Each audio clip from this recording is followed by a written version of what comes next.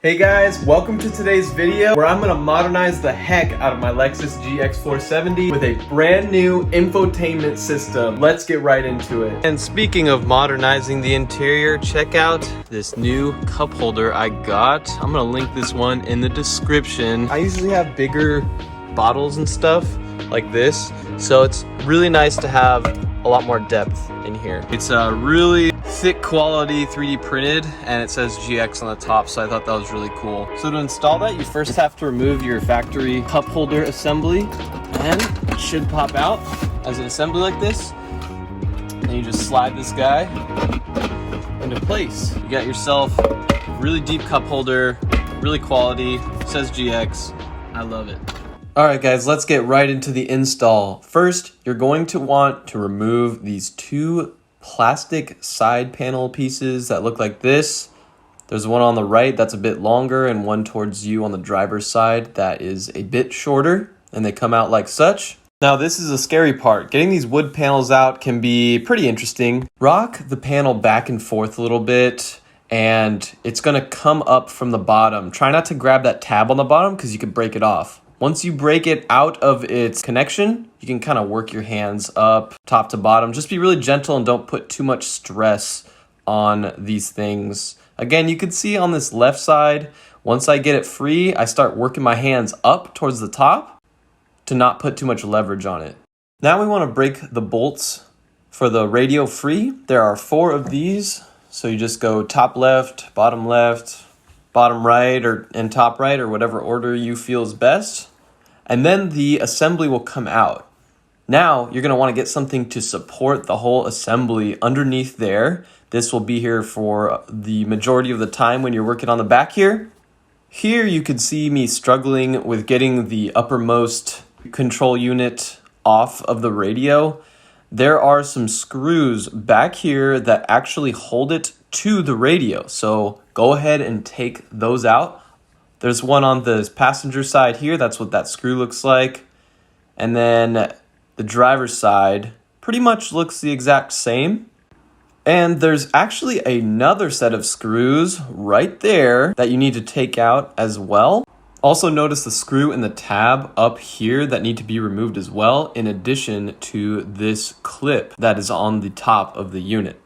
So here you can see me removing that screw and then taking it out. Okay, I think I finally figured it out, guys. You do need to release this top computer or whatever from there, and then just put your thumb on the radio and pull it through. There we go. Oh, finally, what a pain. Hopefully that helps you guys trying to figure out how to do this without breaking anything. I think I'm gonna leave that plugged in. Now I just have to disconnect these coveted AC controls, and then the radio should come out free. For the AC controls, it's no different. There's some screws on either side. So one on the passenger, one on the driver's side. The one on the driver's side, you have to sneak the screwdriver behind this plastic harness thing, but that's no big deal. Then you're gonna get rid of those 8mm bolts on either side of the radio. These ones on the driver's side, yet again, because of that plastic shrouded harness, are a bit difficult to get to. So I wasn't able to use the drill, but you should have no problem using standard hand tools. Once those are removed, just pull the radio out, and you can see here that those tabs on the bottom of the radio slot into the AC controls right through those slots. Now it's time to get the joying harness ready to plug in, and just take a moment to see which plug corresponds to which plug on the back of the current radio that you have. You'll notice that I don't end up using the smaller plug on the joying harness. That's because that goes to the CD or DVD system that was in this radio, so I don't need to use that. So big goes to big, obviously, medium to medium. And this is what it all looks like with the harness plugged in preliminarily. So I have everything laid out here, and it looks complicated, but it's not. This is my factory radio antenna plug, which will go into the back of the joying unit.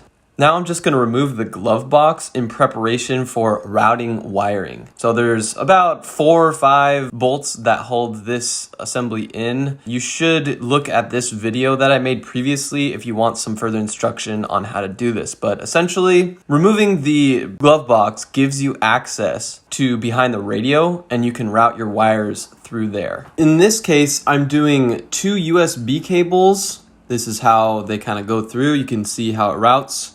And another wind of cable that I'll go over in a future video, but that's a surprise. So stay tuned for any future videos. Now I need to route the microphone on the other side near the driver. So what I'm going to do is remove these 2 screws that are on the bezel surrounding the gauge cluster. Okay, this is how they come out. They're not exactly screws, they're more like those clips that go in your engine bay, but basically just remove those and it comes out like this pretty easily. Just remove it enough to where you can sneak the microphone in like that. Then you're going to take your microphone cable and feed it over the top, and you're going to see how it routes behind the radio just like it does on the other side where the glove box is. So just feed everything through, and I ended up removing that microphone clip so it's just cleaner like this, and it's barely noticeable when you're driving the vehicle. I have not noticed it once since then. So it's really a perfect place in my opinion. And then if you look over to where the wiring is, I bundled it conveniently right there. Now just screw those clips back in and you're done with your microphone install.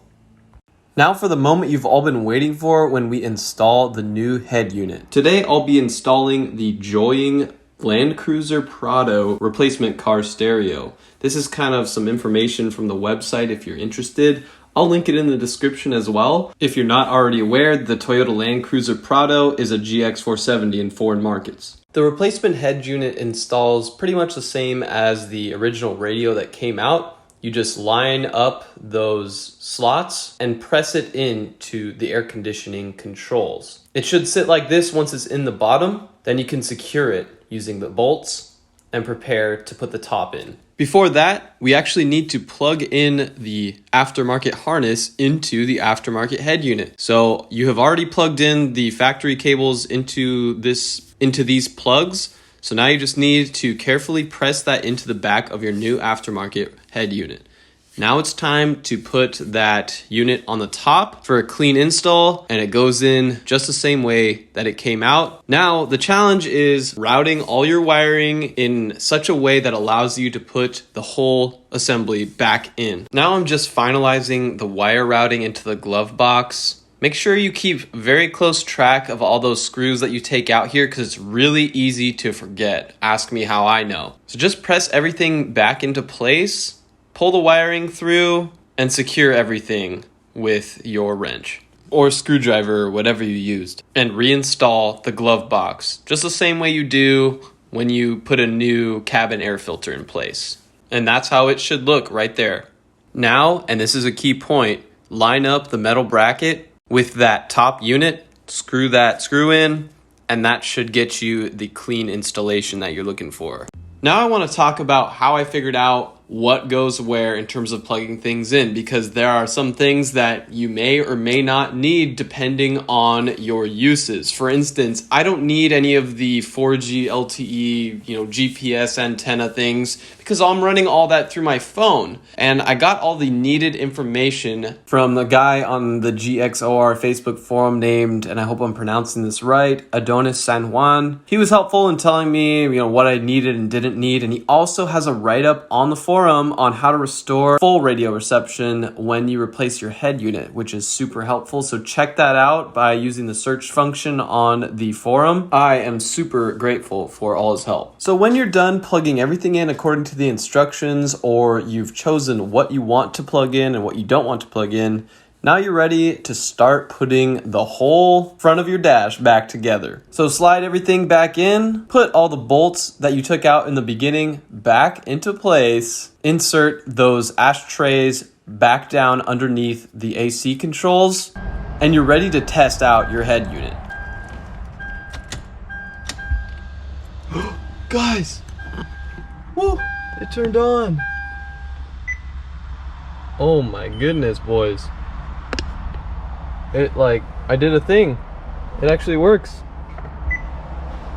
Oh, whoa. It's really responsive, guys. Wow. I'm so excited, guys. Woo. All my turn signals and stuff are on because I've been knocking everything all over the place, but guys, it actually works. Let's finish off the final install, shall we?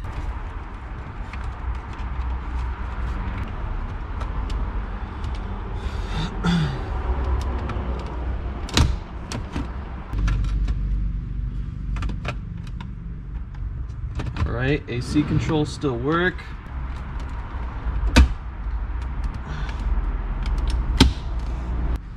That's rad.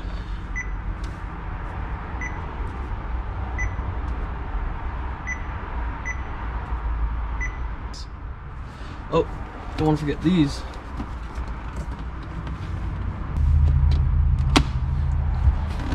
Right.